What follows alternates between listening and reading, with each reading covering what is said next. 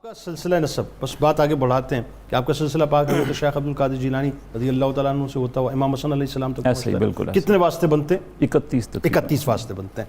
Doctor صاحب اتنی کمال شخصیت ہیں کہ ہم یقیناً حق ادا نہیں کر سکیں گے ان کا تذکرہ۔ میں تو کہتا ہوں یہ محسن ہیں، اور یہ ایسے محسن ہیں کہ وہی بات ہے کہ ہمیں ان کا شکر گزار ہونا چاہیے کہ ان کی ہستی کی وجہ سے ہمیں پتہ چلا کہ حق کیا اور باطل کیا ہے، خاص طور پہ جو عقیدہ ختم نبوت ہے اس میں ہمیں کھڑا کر دیا۔ اچھا، اس سے قبل کہ اس پہ بات کریں، پیر معین علی شاہ صاحب رحمۃ اللہ علیہ کا جو عشق رسول صلی اللہ علیہ وسلم، عشق اہل بیت اطہار علیہم السلام اور عشق صحابہ رضوان اللہ تعالیٰ علیہم اجمعین، کیا کمال ہے صاحب! ایسا لگتا ہے کہ ایک لفظ جو ہے وہ عشق کے اندر پرو کے جو آپ فرماتے تھے۔ جی بسم اللہ الرحمن الرحیم۔ بڑی خوبصورت باتیں ہو رہی ہیں اور ڈاکٹر نوید اظہر صاحب نے بڑا خوبصورت تعارف کرایا۔ پیر مہر علی شاہ صاحب کی شخصیت کا جب بھی نام آتا ہے نا، کوئی علم کا، ولایت کا اور معرفت کا ایک کوہ ہمالیہ سامنے آ جاتا ہے۔ سبحان، جہاں علم کو بھی ناز ہے، واہ، ولایت کو بھی ناز ہے اور عرفان کو بھی ناز ہے، سبحان، جن کو ہم اولیاء کہتے ہیں۔ پھر آپ کی ولایت کے رنگ میں چار چاند اس لیے بھی لگ گئے کہ آپ سادات کے خاندان سے ہیں۔ سبحان اللہ، تو سبحان، جن سادات کو طہارت ازلی کا فیض حاصل ہے، واہ، پھر اس پر علم کا، کسب کا، محنت کا اور فیض کا جب ایک روحانی حالہ بھی چڑھ گیا سبحان، تو آپ اس میں بڑے سجے ہوئے نظر آتے ہیں۔ سبحان، صوفیاء کی جو ایک تربیت کا منہج ہے، پھر آپ نے جب علوم ظاہری بھی حاصل کر لیے، علوم باطنی بھی آپ نے حاصل کیے اور معرفت کے مقام پر پہنچے، تو آپ نے دیکھا کہ آپ ابن عربی کے بہت بڑے شارح تھے، اور ابن عربی کے شارح ہونے کی وجہ سے علامہ اقبال جیسے مفکر اسلام اور مفکر پاکستان نے بھی آپ سے رجوع کیا۔ کیا کہنا، وہ باقاعدہ خطوط میں ملتے ہیں۔ کیا کہنا۔ اب پیر صاحب نے اپنے زمانے میں جب دیکھا جہاں افراط و تفرید کے بہت سارے معاملات چل رہے تھے، جن چیزوں کی آپ نے بڑی گہرائی سے نشاندہی کی، مذہب کو عام طور پر سطحی لیا جا رہا تھا، ایمان کے اندر جان نکال دی گئی تھی۔ اللہ، تو جس کو ہم عشق رسول کہتے ہیں، محبت دین کہتے ہیں، عشق الہی کہتے ہیں، یہ بنیادی طور پر دین کی جان ہے، اللہ، یہ دین کی روح ہے۔ اللہ، آپ نے عشق رسول کے سماع کو، ایسے موضوعات کو کتابوں کے ذریعے، اپنی صحبت کے ذریعے جس طرح پروان چڑھایا، تو میرے خیال ان کی کیفیات کو سمجھنے کے لیے اگر میں ان کی مشہور نعت کے چند شعر سنا لطفی آ جائے گا جی، سبحان اللہ، کہ اس کا رنگ کیا ہے، بتائیے۔ پیر صاحب کی ہجر و فراق کی ذرا کیفیت دیکھیں۔ بتائیے۔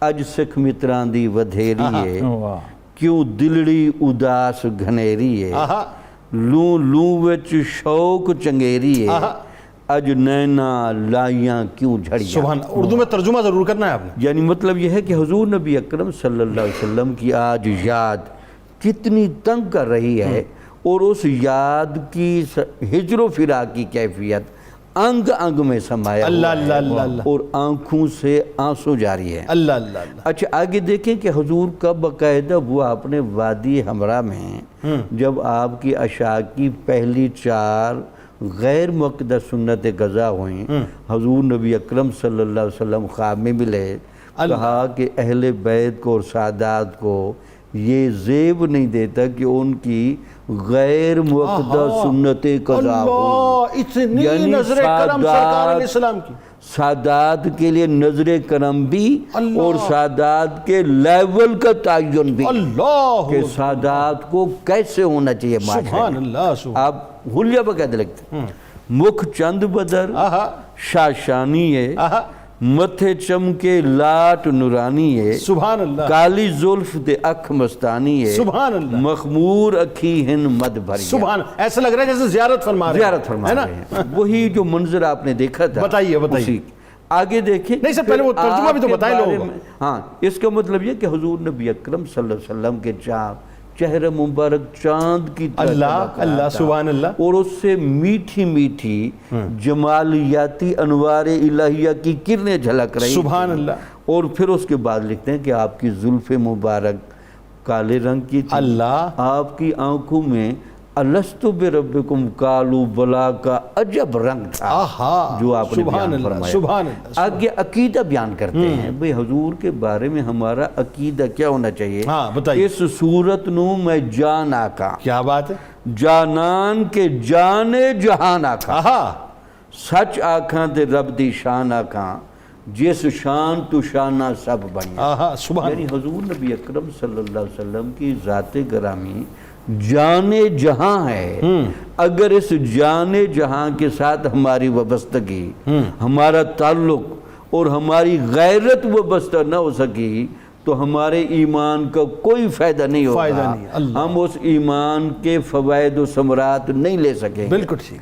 अच्छा, उसके बाद ज़रा देखें कि हुजूर नबी अकरम सल्लल्लाहु अलैहि वसल्लम के बारे में उस ज़माने में अल्लाह और रसूल को मद्दे मुकाबिल ला के शिर्क और तौहीद की बहसें की गई, बिल्कुल ठीक। और तौहीद का दिफा का ये रंग रखा गया कि जब तक रिसालत को नज़रअंदाज न किया जाए माज़अल्लाह, तौहीद का वो खालिस रंग नहीं उभर सकता। अल्लाह। हमारे सूफिया समझाते रहे कि अम्बिया जो है बुनियादी तौर पर ये अल्लाह ताला की कुदरत के और इल्म के बराहीन होते हैं। बिल्कुल ठीक। इन बराहीन पर निगाह रखें।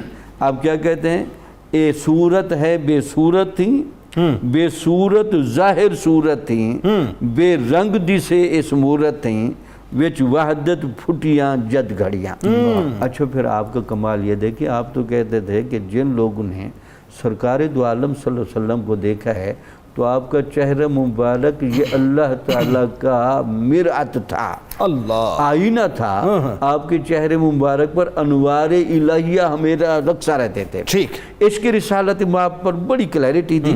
उसके अलावा आपका जो बड़ा दूसरा काम रहा, अइम्मा अहले बैत के साथ जो वाबस्तगी अहले सुन्नत की होनी चाहिए, जो उनका तज़किरा होना चाहिए, जो उनके साथ लगाव होना चाहिए। बल्कि आप हसरत के साथ जुमले लिखते हैं कि जिन लोगों को हुजूर नबी अकरम सल्लल्लाहु अलैहि वसल्लम से मोहब्बत है वो उनके आम तबर्रुकात तो देखते फिरते हैं। सुभान अल्लाह, इसमें कोई दूसरे वक्त का मैं हमेशा बात आगे बढ़ानी है, मुख्तसरन इनपुट दीजिए उसमें अहले बैत के हवाले से बताइए। अहले बैत के हवाले से बात कर रहा हूँ। आप कहते थे कि अहले बैत के हवाले से हुजूर नबी अकरम सल्लल्लाहु अलैहि वसल्लम से जितने तबर्रुकात वाबस्ता हैं, अब वो लोग तो देखने ज़रूर जाते हैं, जाने भी चाहिए, लेकिन जिनकी रगों में और जिनके खून में उनका दमे मुबारक चल रहा है उनको ज़्यादा तरजीह दीजिए। सुभान अल्लाह, बात आगे बढ़ाते हैं। दलाइल के साथ वो जो ला अस्सलुकुम अलैहि इल्लल मवद्दत फिल कुर्बा में ये जो अहले बैत की कुर्बत का हुजूर ने बतौर अजर के सवाल किया है, उसको आपने दलाइल के साथ बयान किया।